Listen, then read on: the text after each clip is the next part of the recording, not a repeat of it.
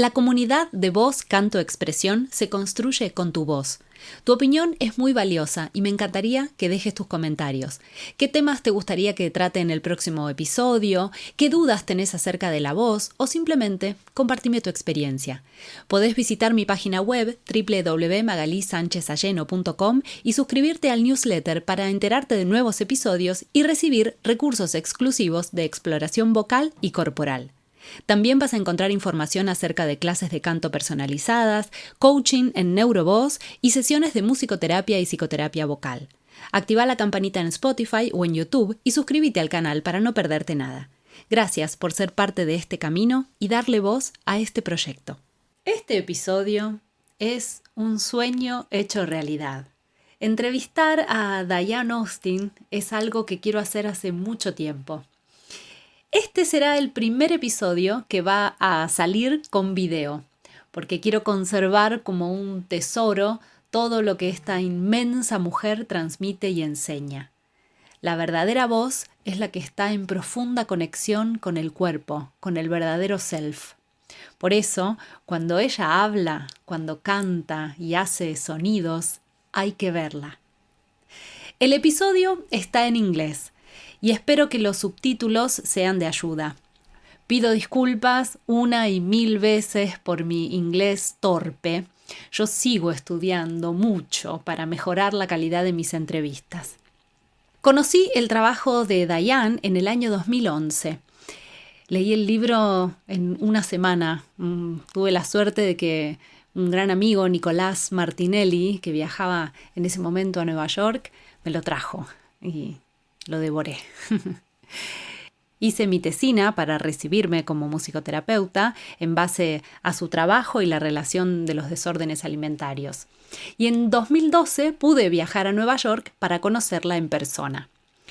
Tuvimos varias sesiones y me enamoré profundamente de su trabajo, de su coherencia, de su marco teórico, su profesionalismo y de su energía y amor por la vida.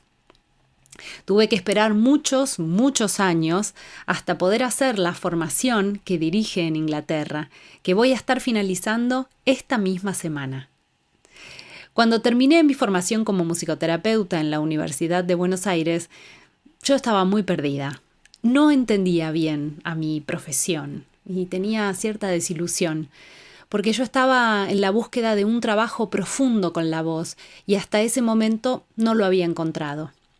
Siempre trato de explicar lo mismo, no es una crítica a la carrera, sino simplemente mi propio proceso personal con la musicoterapia. Hoy, después de haber atravesado toda esta formación con un marco teórico sólido y coherente, siento mucho orgullo de mi elección y estoy feliz de ser una musicoterapeuta especializada en psicoterapia vocal. Diane Austin es la directora del Music Psychotherapy Center en Nueva York, donde ha mantenido una práctica privada en psicoterapia vocal, psicoterapia profunda y supervisión durante más de 40 años. Es profesora asociada adjunta en la Universidad de Nueva York en el Departamento de Posgrado de Musicoterapia.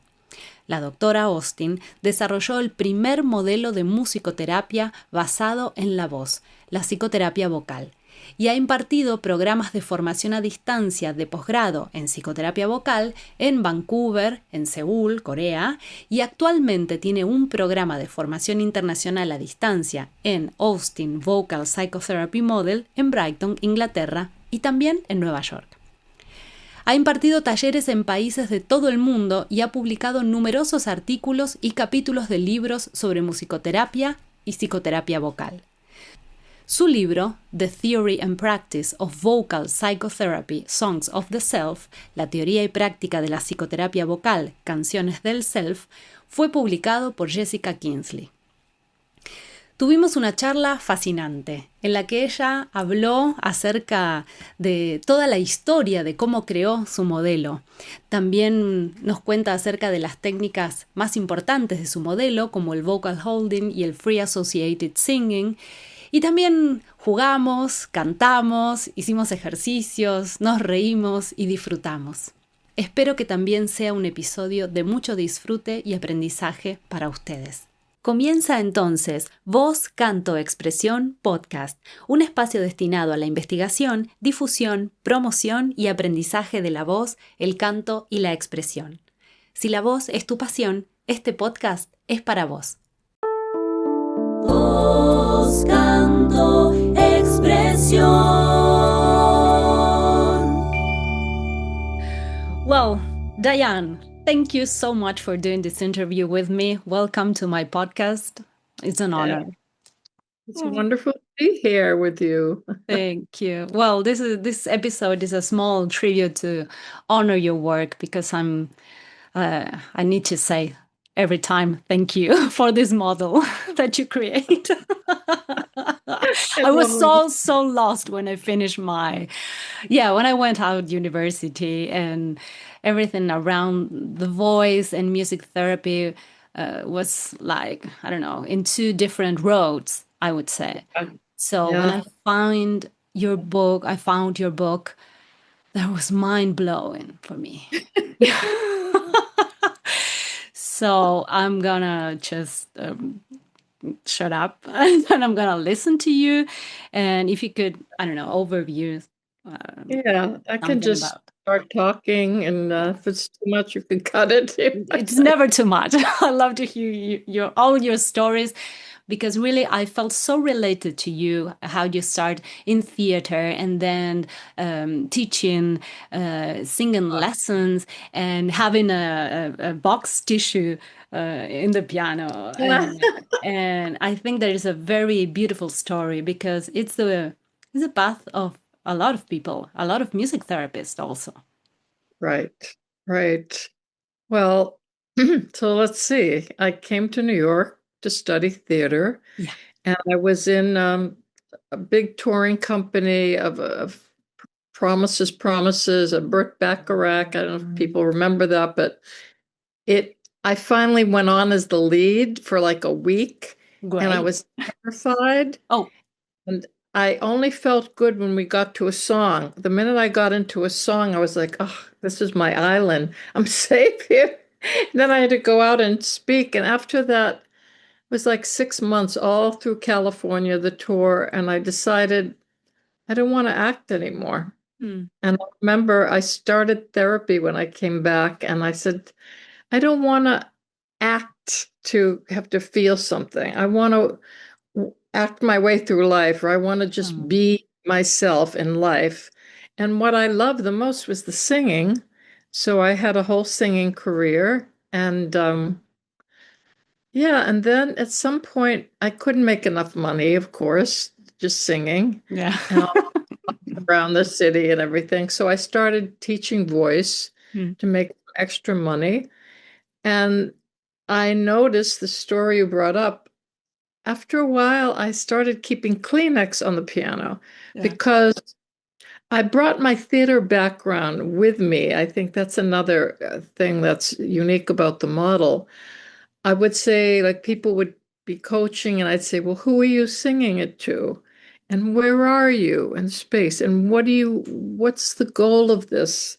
What do you want to convey to this person or to this part of yourself? And I learned so much from being in my own Jungian analysis. So that was a major part of my learning. It was that, and then later, much later, I did psychodrama training.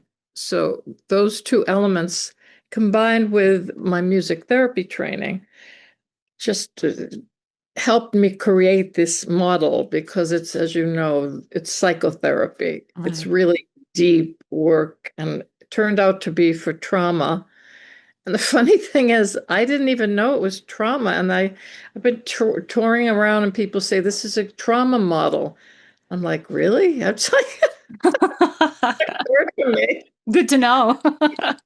And I was writing about my work, so we back up.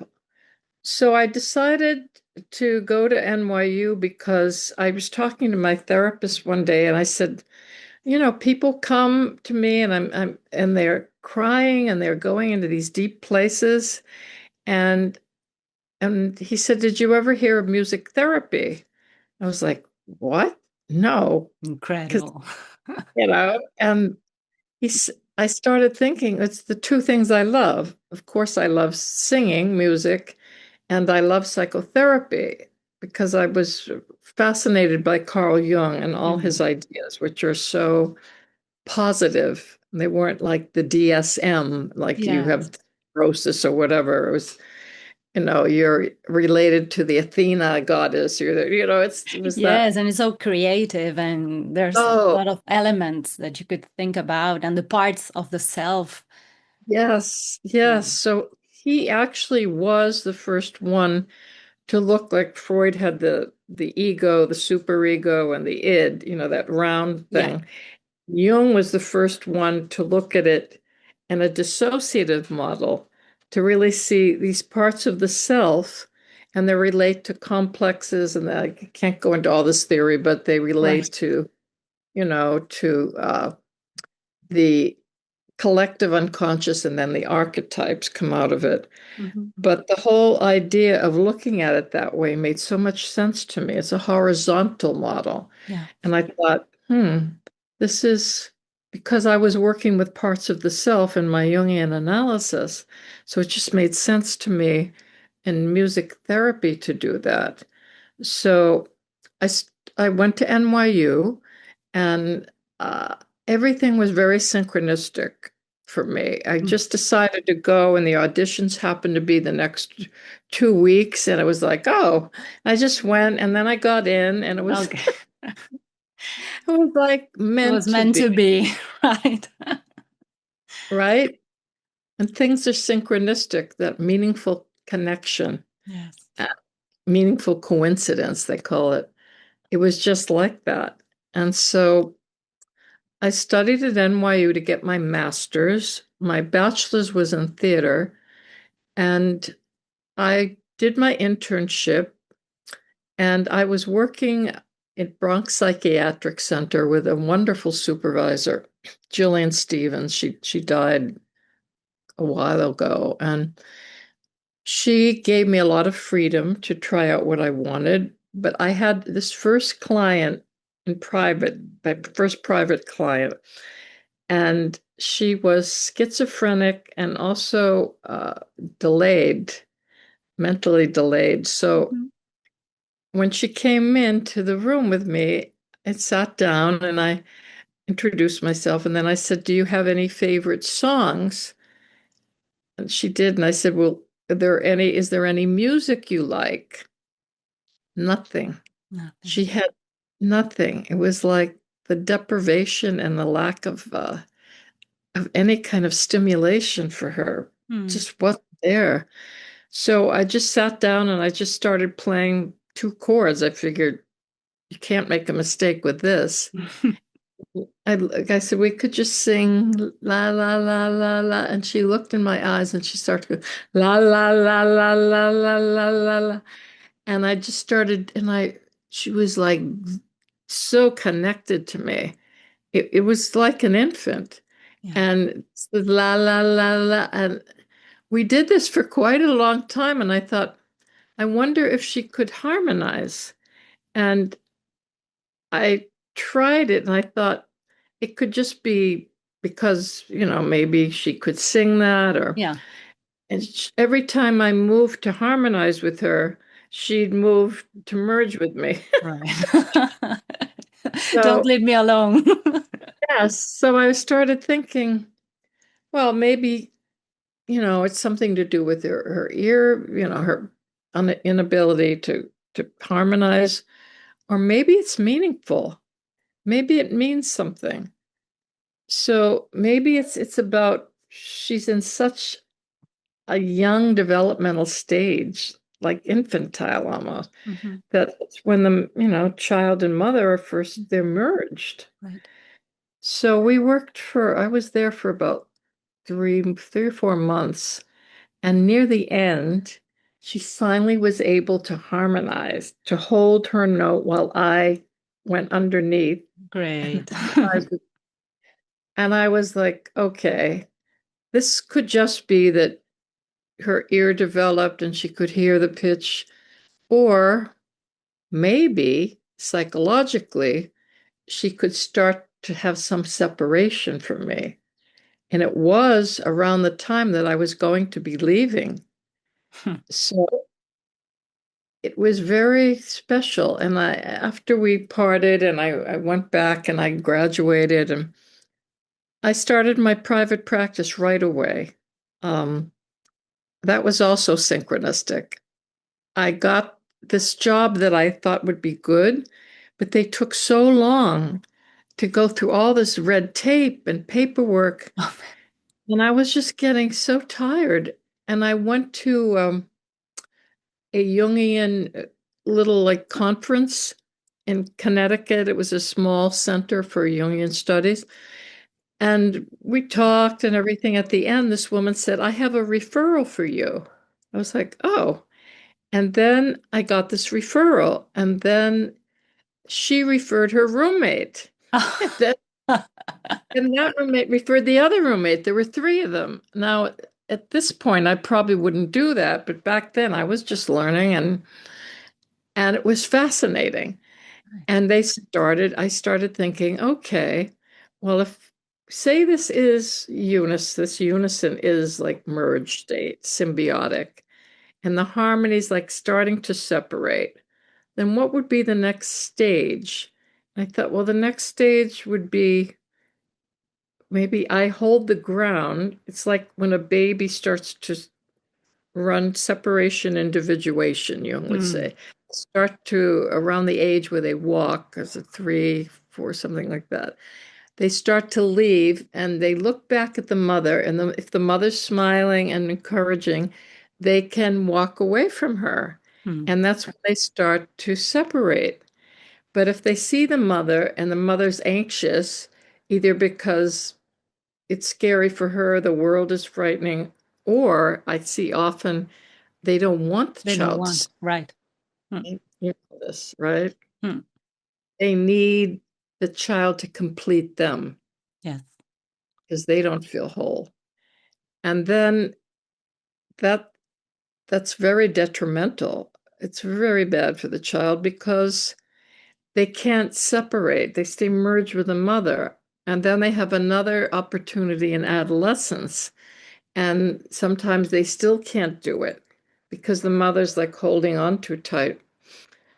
So I thought, well, what would that be? So if I hold the ground, like I'm the mother and I'm happy for them and and they can just start to improvise. So I would explain this to them. I'm gonna just hold this note and it would be the tonic of the chord maybe and you can go up and do anything. And then if you want to touch bass, and one client called it touch tone, you could touch tone, then try it again and go off. And that was fascinating. And I thought, okay, mirroring. Now, many people think we learn that in piano, improv, and all that, you mirror.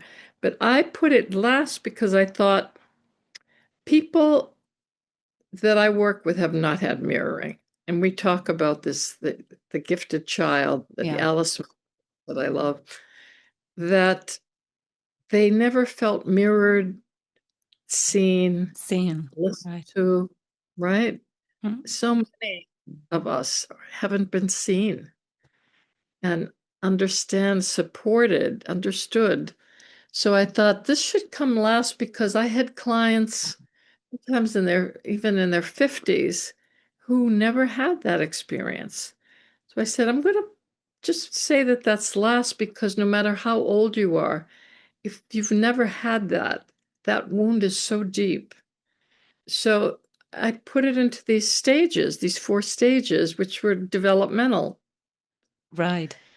That was without any words, just singing together. And what did you feel about it?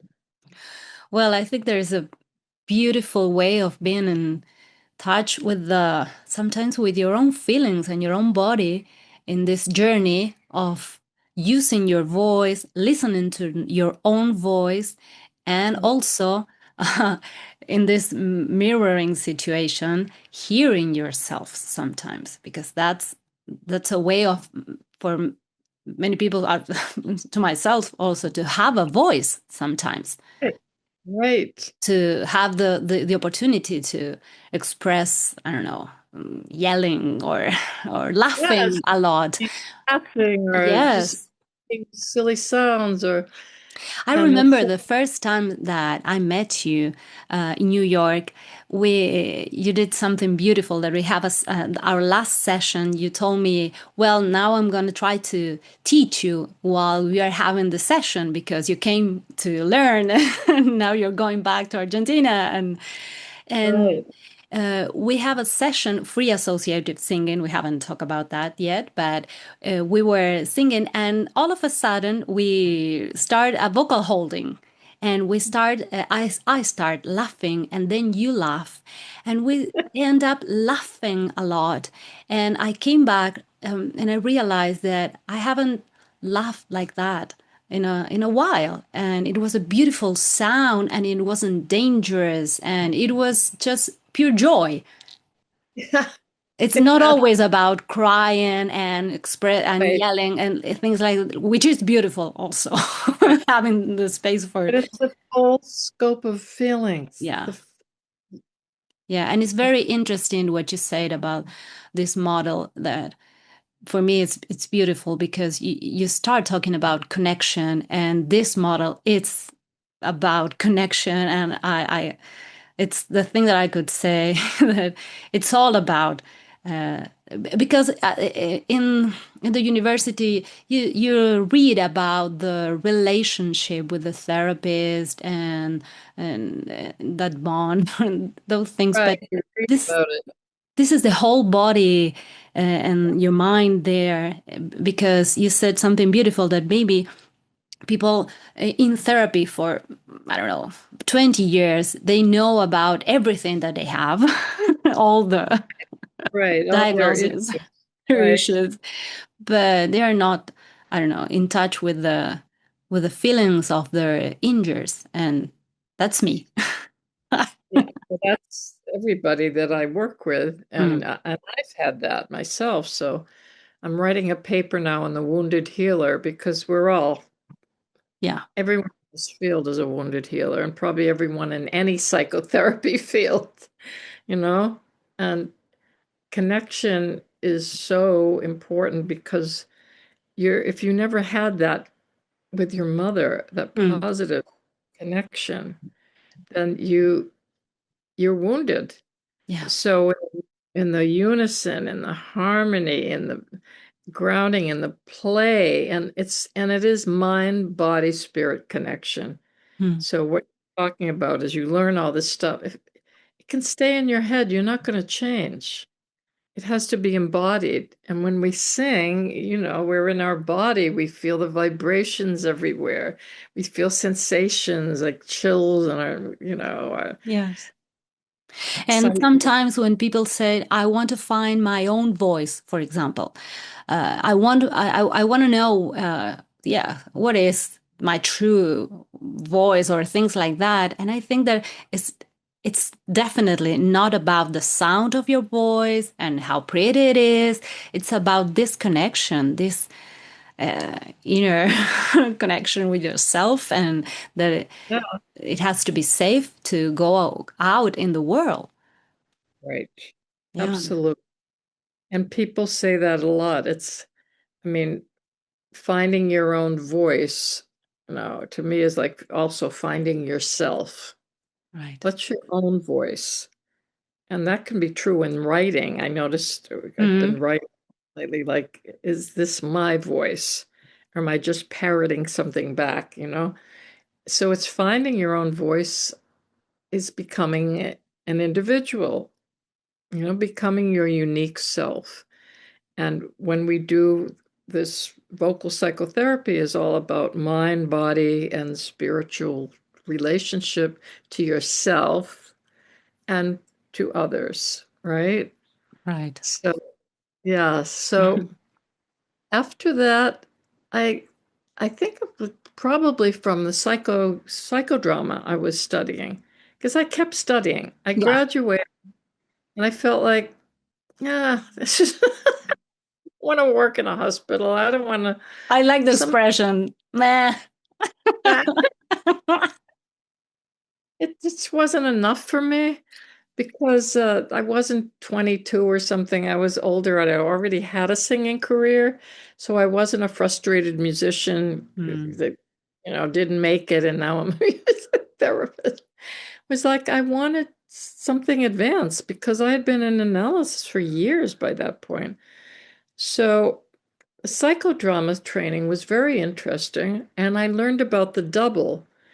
And I said, I'm going to try this in the music. So the client sings something, as you know, uh, and if they're scared, I'd say, just sing what you're feeling now. The sky is this blue sky or whatever. And then I tried doubling, which is repeating. And in psychodrama, it's very powerful because the person is heard and they're also mirrored, and it strengthens the ego, Right. your ego strength. If you've never had any of these things, your ego is fragile, you Mm. know. So then I started thinking, okay, how can I advance this even more? So I said, just like it's sung psychotherapy, I said, okay, I could double for a while, repeat it, and then I could do an intervention. So everything's done in the first person I. Mm. So if I do an intervention, I can tell them ahead of the whole thing. If you agree with this, repeat it. If you don't agree, change it. So I have to teach people this all the time. It's not about getting it right at Mm. all. It's about moving the process forward. So even if I sing, sing something, just sing anything. I'm so glad to be here with you. I'm so glad to be here with you, and I like to go to bed now. Um, no, I'm like to stay here with you. I change it. But if it's changed, the process goes forward, Mm. and it would be something deeper like, and I might sing, and I feel sad. And the client, if it's true, they'll sing, Yeah, I'll feel sad. Yes. I miss my home. Mm. And of Yeah, course, I know their history because you take a history, and the more you know the client, the more you have to draw on. Like I might know that this client she lives in, say, in Australia, and she's in school here, and she's homesick. So I would know this thing. right. Mm. So I have that to draw on. And then one of the main tools, which is also something Jung relied on a lot, is countertransference. Right, important. Yeah. So in my model, countertransference is very important. Hmm. I'm sitting with you. I'm watching your body language. I like you might be clenching your hands, and I think, maybe she's angry. I'm watching your face. What expression is on your face, and mainly I'm picking up your feelings. And this is the most powerful thing because I can then sing something like, I feel angry. And you might feel afraid to say that. So, what would you Mm. sing? You were afraid. Well, I feel a little angry, maybe. I don't Maybe, know. I Hmm. don't know, but I can feel angry sometimes. Yeah, yeah. Sometimes I can feel angry. Yeah. When I'm angry, I can make a fist.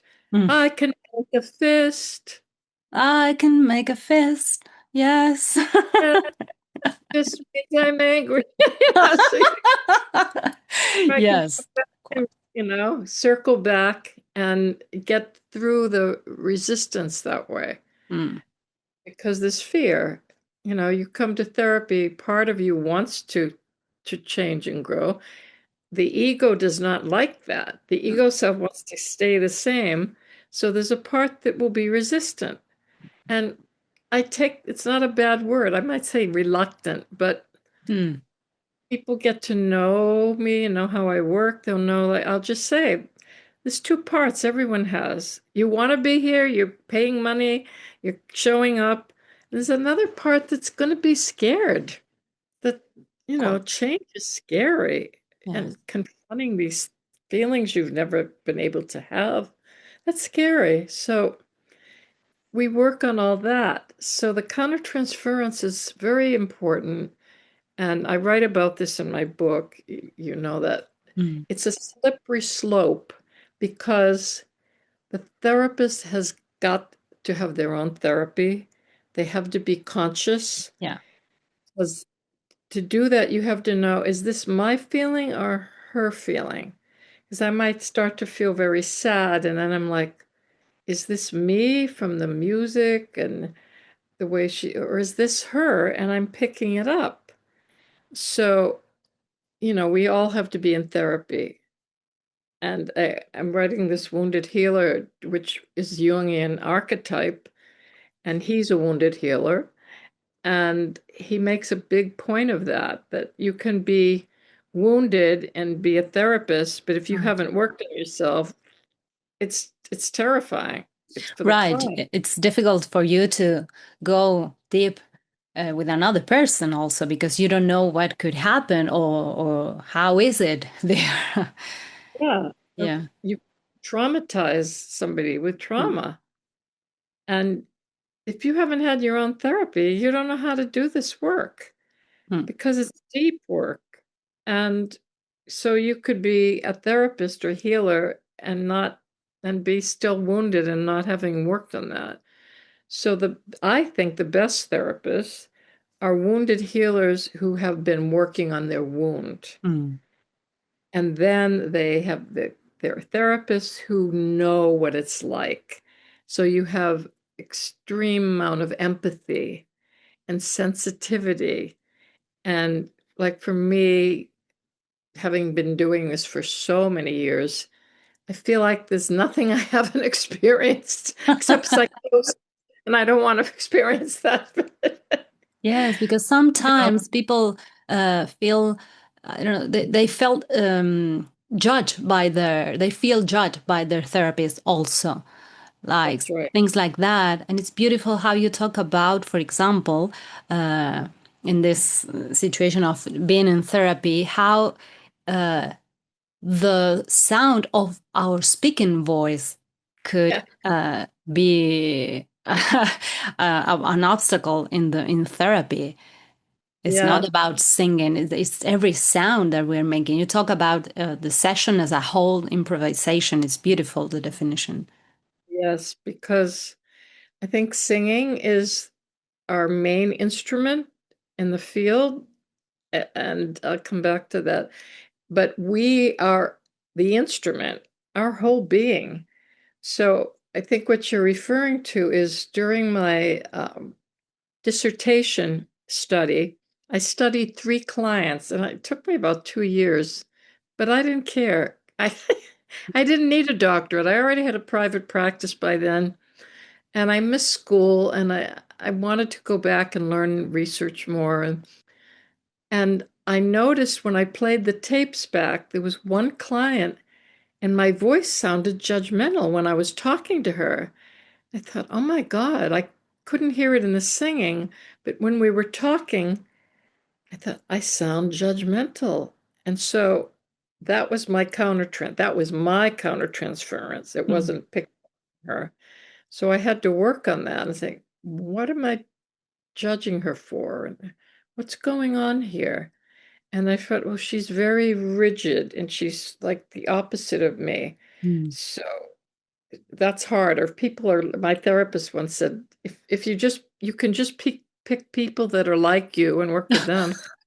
I said, but I want to work with everybody that I Yeah. can. It's right, a good fit.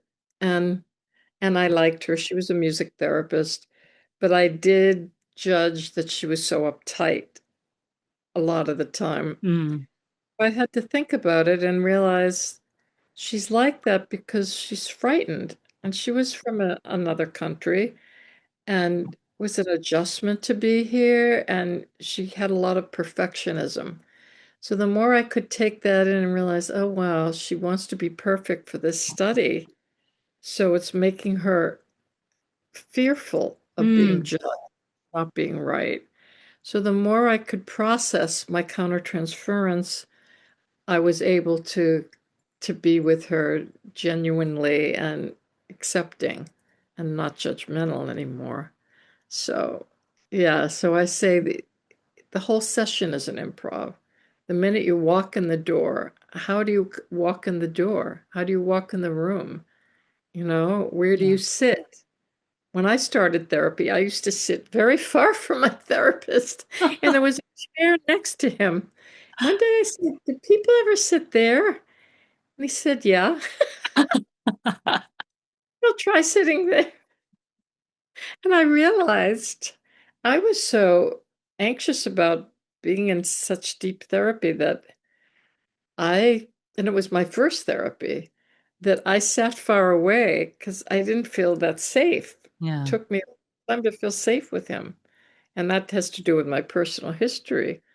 So I learned all these things through therapy. My Yeah. best teacher was my own psychotherapy, and I really think that's your best teacher. And then working with my voice and learning things about the double from psychodrama. So I took all these things that I knew and put them together. Yeah, in a very beautiful and strong framework to work with the voice. Yeah, congratulations for that. I'm gonna keep saying it because I think it's really important because the everything around voice is fascinating. Those who are passionate about voice, myself, love everything about voice, and sometimes it's hard to, I don't know, found some boundaries. If you're in a singing lesson, if you're in a therapeutic session, everything is mixed up. So having you thinking around about the relationship and the connection with the voice and the body, mind, and spirit, and yeah, finding your own voice, your own self. There are so powerful definitions. Yeah, the psychological meaning of things. And having a model and also a technique Yeah, to be with. different vocal holding, free associative singing. Free associative singing is the hardest thing. Mm, And I find that's the one people have the most difficulty with because you have to be a therapist, not just a singer, you right. know? Mm, You need to be a psychotherapist because what I was just doing with you was just a brief explanation, but you can hear how I have to know what's she really feeling, or I'm picking it up. And I know it's not me because I haven't been sad all day. And now I'm sad with you. And then I look for clues. And so I pick it up. And then I come into like with the anger. "No, I'm not that angry." And then I come back, sometimes I'm angry. Yeah, there's a mm, part of me that's angry. And that helps a lot. There's a part of me that's angry. So then it's easier for a person to accept it's just a part. I'm not anger. I'm not right. an angry person, but there's a part of me, of course. And there's a sad part, and there's a joyful part, and there's a silly part. And the more people work on this, and that's very Jungian, you start to see all these parts of the self that make for a complex person. Mm, I mean, you're never whole. We've always just people, you become whole. In Jungian terminology, you're never totally whole because we can never totally drink up the whole unconscious. There'll always be some things, that are still in the unconscious. But you become complete. You can become your authentic self. And that's really, I think, the goal. And like you said, it's not about having a beautiful voice. right. The hardest clients I had were the two opera singers I worked with. was really difficult because they Right. kept going with technique and wanting to sound beautiful. And to get them to just find what's a natural voice, because the definition of vocal psychotherapy is the use of the breath, natural sounds like laughing and making screechy sound, whatever, and and and the body and vocal improvisation, and we use significant songs, I call it, and Mm. all those things in a relationship with a therapist, a psychotherapist, and that facilitates internal and external change and growth. So, yeah, so that's the overall definitions. And Mm. then the main techniques or methods are vocal holding and free associative singing. And it happens fast. I mean, people come after a week of training and say, that was like 3 years of psychotherapy. Yes, it is. I know that. Well, now that you mentioned, we could talk about a little bit of the long distance training program. This episode will be available to listen to from March 15th. And it's just the Okay. day before we start uh, Yeah. the last week of in Brighton of my training program. I'm already sad. No, we have a great group. We have such a great group this Yes. year. Yes, This it's is very special being around music therapists all over the world. It's a beautiful group. I learned so much. I love it. I did a distance training program in Canada. That was the first one, and this woman knew my work. She was a singer, and she invited me. She said, "You've got to do something, for the rest of the world, not just in New York." And she created this distance training program. And then Tina also read all my work, and she she talked to me. I was in Greece with people from the first training in Vancouver, and two of the people were Greek. They came to Vancouver, and so we were on this island. We met for a reunion, and I was doing this little workshop, and Tina was there, and I didn't know who she was, and she volunteered to work with me. Oh, And I didn't know she was from England. Her sister lived in Greece. So after that, she got in touch with me and said she would love me to do a training there. So we set up this thing where I would go do a conference there, and then I would do one in Scotland, and I would do one in Ireland to pay for the whole thing and make some money. So after that, we talked and we set up this international distance training. And when I showed up for the first one, I was in heaven because I love all the different countries. yeah. It was thrilling, absolutely thrilling. And we have so many in this training. We have like 16 different countries. Yeah, maybe or 15. Yeah, yeah, yeah, yeah. Ah, Because it's two of the girls are from Belgium. So we have right. But yeah, the same country 15 there. countries with different accents, with different music, and we do our significant song, which is an assignment I give to pick a song that really affects you, that means is meaningful because it was your wedding song. Maybe you sang it at a funeral for someone. So that is so powerful. It's like- and some of them do it in their native language, and it's like, I love that. It's the world. We're with the world, huh? And Yes. we get along so wonderfully, and the world doesn't, You people in know, all I'm listening to you. I'm feeling so happy because I remember in just 2012 when I went to New York. That at that time the only way of having the training was once a month in New York, and it was impossible. And I went back to my country crying and saying, "Well, it's impossible." I know. And then I tried to Yeah, to invite you here to in Argentina, and it was also impossible at that time, and all the crazy economic situation of the country. And now this is happening, and it's beautiful. Well, I was so happy that you showed up, that you could come, you Yeah. know, because it's doable because we meet twice a year and it's 2 years. So we meet 4 times for like 6-day intensive. And it's like we have one day off in the middle so people can recover from, Recover, that's the word. and I need to recover. I Yes. really, and so it's twice a year, and that's doable. And then we have everything else online.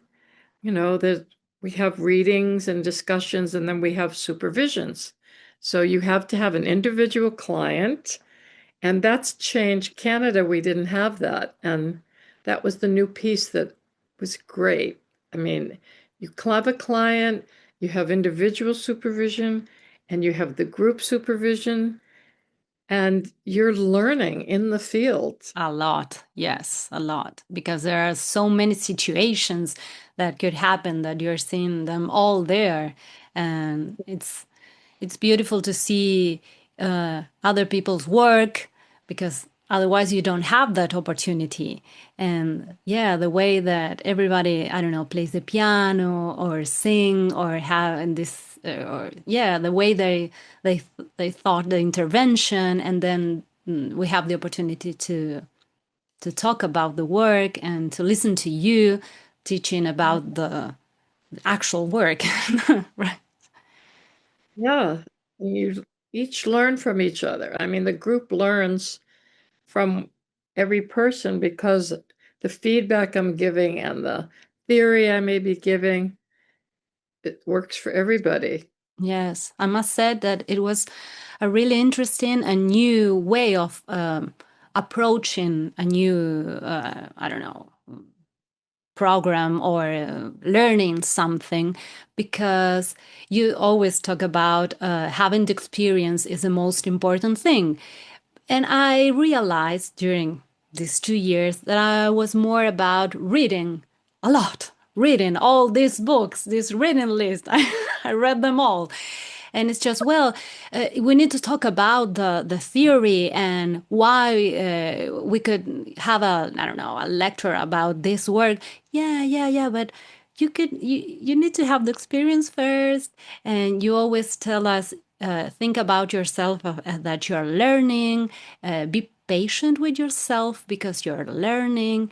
And I came back from the first week, the first year, uh, with a whole new way of learning and finding my telling myself, just calm down, you're learning, don't. Yeah, and it's silly because I've been studying all my life, but it's so beautiful to have an inner voice that tells you, wait a minute, be patient, just go slow. And the theory came in a whole different way after having the experiential work. I must say that, yes, it's beautiful and completely new. You can't, what is really good is after the experience to go back to the book, and then it all clicks even more. Yeah. People read the book, and I think it's very accessible. It's Yes, not it filled with is. jargon because I don't know a lot of jargon, but it relates to people. People read it and they feel like it. Oh, I really felt that. That seemed like me, and you know. So, yeah, you need experience. We all learn experientially, I think. At Yeah. least arts therapists, creative arts therapists. That's how we learn, you know? I think we all do, but it's for me what's important to realize that sometimes you need to feel the permission to believe in yourself and believe in the experience that you're going to have, to go slow, that you're going to find out in the end. And that's That's the way you could build your own thoughts about theory also. Right, exactly. And, we find out the whole group has trauma, of course. By now I'm used to it. It's like, okay, I guess it's a trauma model. It is. And yeah, then a lot of people with trauma are perfectionistic. Or Mm. it's one way of dealing with it. Other times people just give up, but the people we get are really like, okay, I want to learn this. And they're impatient. They get impatient. And you get like 6 sessions, and then you get with another person six. Some people go to 8 sessions, and it's like you can't do this, what I do in these sessions, and I have to keep saying slow, just this is just a taste. So Yes. you understand being with someone, being present, reading them, getting used to your countertransference. But people want to, oh, she didn't cry and she didn't go. She didn't cry. It's good. It's like, it's kind of a typical, Yeah, reaction that something is yeah, yeah. working. Especially since the people we have are very established music therapists. Yes. We have, a group of really, really good people who have worked a lot in the field. So they even expect more of themselves. Right. Yes. Yes, yes. It's a good observation because it is. Yes. Well, I think that there is where you're, I don't know, taking your body, your whole self to learn that when you're when you're experiencing all these things like, oh, who am I? I'm not good enough, or "Oh, I'm trying too hard." Right. And we start off with the warm-ups, which I took some of them from my early theater training, because my bachelor's was in theater, and the sound and movement is fascinating to me because you can't make pretty sounds. And sometimes someone in the group starts to sing, and I'm like, no, they're Yes. going to their easy escape. It Yes. has to be like, well, just do it with me. We'll try Okay. to do like a sound and a movement. Okay. Okay, I'm gonna do this. I'm gonna do rah, rah, Yeah, we can't do it at the same time, but I'll rah, rah, rah, rah, ah, rah. rah. Now I take it and I change it. Rah, rah, ah, rah, rah, rah, rah, rah, rah, rah, rah. Now you pick it up. Rah rah, rah rah, rah rah, rah rah. Right. Mm, mm. I love it. I could, I could be. I love it so much. It's getting to the primal self and the primal feelings. And we don't have a lot, anger, sadness, joy, uh, fear.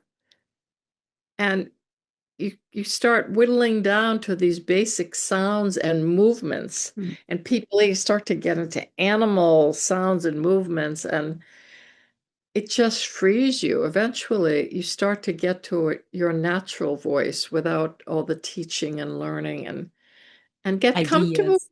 sounding good. Because Yeah. a lot of, we're trained to sound good. So, yeah. With a lot of technique. That's why I said the opera singers can be the hardest, because so much training, so much technical knowledge, right? Yes, of course. Yes. And sorry, a quick question about the piano, the use of the piano. Because sometimes I know that people ask you about why the piano and if there's a possibility of the use of another instrument. There's a whole explanation about this. Right. Because a lot of people, if they work in a hospital or someplace like that, they can't carry a piano. And if there isn't a piano, they have to work with a guitar, Right. which is okay. It's not the same, though. It's not the pure model. because the piano, as you know, is so big and you get a much wider range. And to me, the guitar is also something between you and the person, right? There's Right. something there. Whereas at the piano, you're sitting there and we're watching each other. You're sitting beside me. There's nothing. Between. Right. It's very intimate. It's extremely intimate. And we're making eye contact. And it's the piano is can do that more effectively. There's so many more notes and effects you can get. And The volume also. yeah, I wanted to say that in vocal holding, some people, when I started, said, well, it's only two chords. Why only two? I said, because with two chords, people can relax and forget about thinking I'm in a chord progression and da, da, da, da, da, and where am I going to go here? And it gets very thinky. I said, I want them to relax into their bodies and sit in the seat and sink down and not think. The whole thing is not to think. And it happens. And I can use it's two chords, but you can do voicings. You can voice it differently, and that sounds different. Or you could use a passing chord, and you used volume differently, and you use speed differently. So a lot can happen in those two chords. And then when we go to free associative singing with words, there's even more. Like sometimes I'll be singing two chords and somebody's angry and screaming, and I might, or I might just go all over the piano and just come back to the two chords. So there's such a range that you can do, and free association, especially because people can get really, I hate you, I hate you, I hate, and the rhythm changes, and there's all kinds of different rhythms you can play, and the volume changes. So so it's much more than you would think. Say two chords and I sing. No. Yeah. Yeah. Get it simple and it's going to be good. Yeah. Well, Diane, in this podcast, I have a section called The Air Doesn't Go to the Belly. What is it?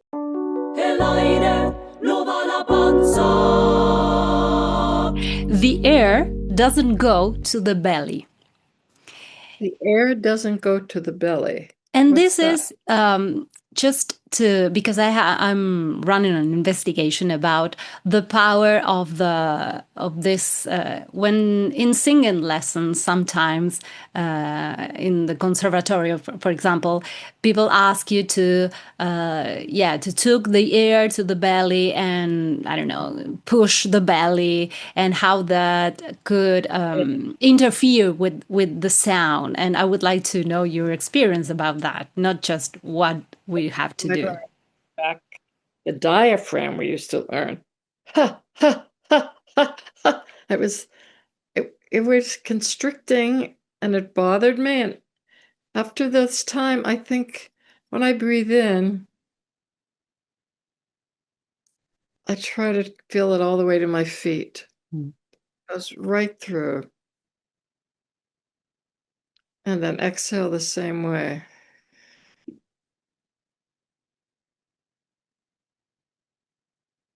So it's the whole body, Yes. Because if you're focused, people get uptight about, oh, I have to breathe in here. It's tight, right? What do you experience with this?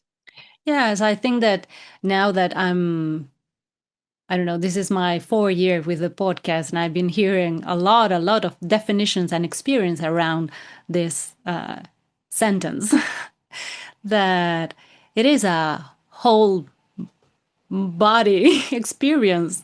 And the less you think about the air when you're singing, the more connected you are with your whole with the whole situation, with your voice or with what you're doing, like Body has expecting. to be, if your body isn't freed up, Mm, you aren't comfortable in your own skin. yeah.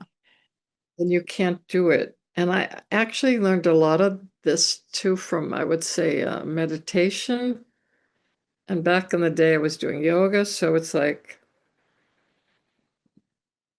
and then let the breath go all the way through to the ground, to the earth. Then you're pulling up water from the earth. And it just Grounding, yeah. right? Yeah. And another thing I find sometimes when I'm in a group, I just find myself swaying a little bit. Oh, I love that tree image, like you're pulling up the trees you're bringing up water from the ground, and then we have that song we do, and your branches are reaching toward the heaven, and your trunk is stable, but this flexibility, it's that image has always been one of my favorite, the tree. yeah. And how powerful are those group songs also? We haven't talked about that, but they're with me all the time. Yeah, they're Can you, simple songs, simple lyrics that are with me yeah, in my heart. can you sing the tree one? Because we can't sing together. Remember it? Oh, Like a tree. I I'm can remember. standing like a tree With my roots deep with down, my roots deep down, my branches wide and open. my branches wide and open. Come like the sun, Come like the sun, come like the rain, come like the rain. come like the fruit to the hands that are open. I am standing like And a the tree. tree with my, yeah, beautiful, I love that beautiful. song. It's a beautiful song. Yeah, maybe then I'm gonna sing it to put it in a complete way. Yeah. Thank you, Diane. Thank you so much. Thank you for all your time and all the things that you share, and it's a gift. Thank Well, I love talking to you anyway. You're you. a spirit, and you radiate warmth and love. Yeah. I'm so glad you're in the training. I'm glad too. Thank you. Y así termina la charla que tuvimos con Diane. En la descripción del podcast voy a dejar los links para que puedan contactarla y conocer más acerca de su trabajo, sus publicaciones y su programa de formación a distancia en psicoterapia vocal. Soy Magalí Sánchez Alleno y me despido hasta el próximo episodio. Voz, canto, expresión.